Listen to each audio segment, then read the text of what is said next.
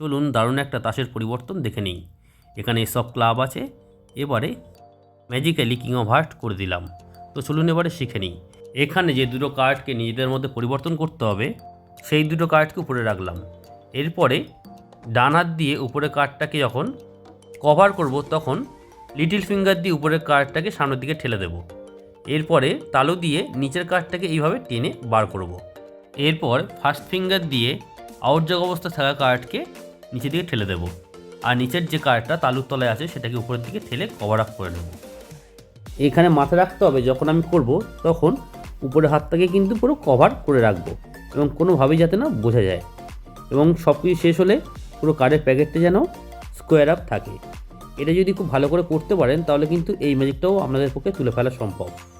এই একটা জোগাড়কে কি সুন্দরভাবে এইভাবে পরিবর্তন করে দেওয়া হলো। এরপরে কার্ডটাকে আবার উল্টে রেখে দিতে পারি।